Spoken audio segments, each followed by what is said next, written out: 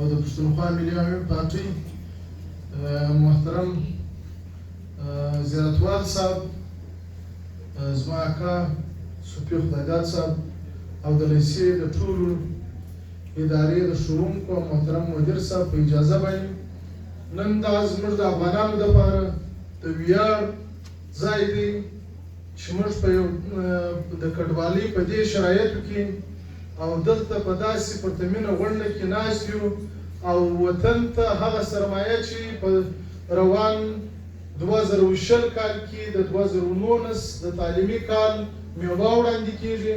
دا زموږ یقینا زموږ د ټولو افغانستان دپاره، زموږ د ټولو افغانانو دپاره د ویاړ خبره ده. او بل دغه لیسه چې کوم ځینې مشران یا میلمانه به په خبر وي یا به نه وي، دغه لیسه ده چې په بلوچستان کې زموږ د افغان کډوالو پلازمینه یا پایتخت و.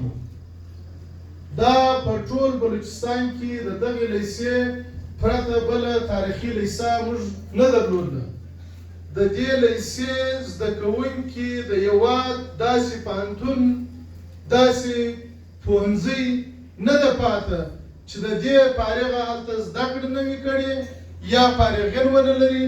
د دې د مثال په توګه صابر علي د دې لیسې یعنې نابغه زده کوونکی و چې اوس په امریکا متحده ایالاتو کې دی، مخکې څو موسم مخکې و، اوس نه یم خبر چې یه به یا به نه وي. یعنې دا په افغانستان کې د عمومي او نمره د دې لیسې د برکته څه فارغه شو. نو دا ویاړ زه ښاغلي مدیر صاحب او ټولو ښوونکو ته ورکوم. خو زموږ د افغان کډوالو چې دلته میشت یو، د دغو مشرانو و مخ ته ځینې ستونزې دي یږدم یې چې زموږ د زده کوونکو بار هم ما ویلي دي. تېره ورځ کونسل صاحب د دې خبرې په هغه تېر وار په څو ورځې مخکې په همدې پروګرام کې دلته یو بلې لیسې پروګرام و، ما دا خبره وکړله، خو ده ماته قانع کوونکی جواب هم راکوي. زموږ لویه ستونزه د کتابو ده چې موږ د نیم ټولګي څخه تر 12 ټولګي پورې په ټول بلوچستان کې کتاب نه لرو. او بل دغه د ښار کې چې کوم لیسې دي هغه په کیمپو کې چې دی هغه یونیسیار ورکوي د اول صنف تر 8 صنف پورې. دا د ښار د خو بدبختانه خپل په پیسو رانیسي. د دې غم باید وخوړل شي. یو چې دغه کم زده کوونکي د 12 ټولګي څخه فارغېږي، دا د وطن ملي سرمایه ده چې دلته ناست دي. د دغو د مستقبل دپاره باید کار وشي.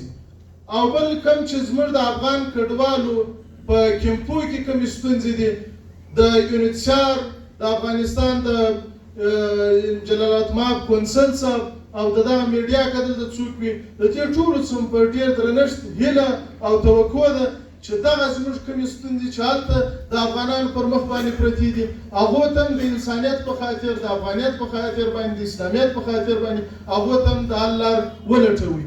چې دغه زموږ افغانان نن د یو ټولنې پرمختګ چې دی هغه یوازې په زده کړه باندې کېږي، په تعلیم باندې کېږي.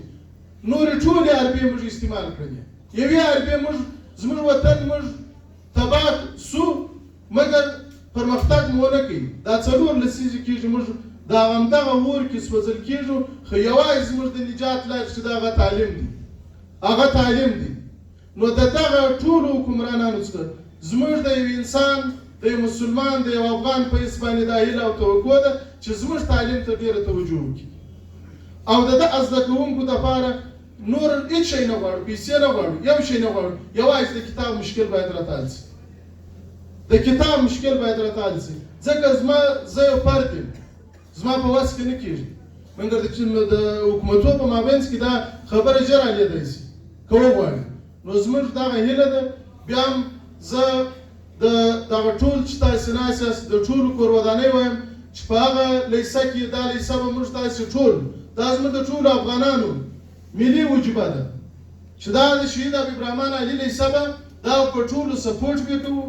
د دې دپاره چې څه امکانات زموږ په وس کې کېدل هغه به موږ ته ورسره کوو، که ستاسې په وس کې کېدل هغه به تاسې کوئ. دا لکه څنګه چې زموږ د ټولو افغانانو په بلوچستان کې پلازمینه وه، همداسې پلازمینه به یې جوړوو. د د یوازې مدیر صاحب باندې به دا بار نه وراچوو نه به پر استادانو وراچوو چې څوک ځان ته افغان کډوال وایي هغه به ټول د دوی سره روژه پر روژه باندې درېږو او د دغه لیسې د زده کوونکو دپاره چې څه امکانات مو درلوده هغه به ورسره شریکوو. نور ستاسې وخت نه اخلم.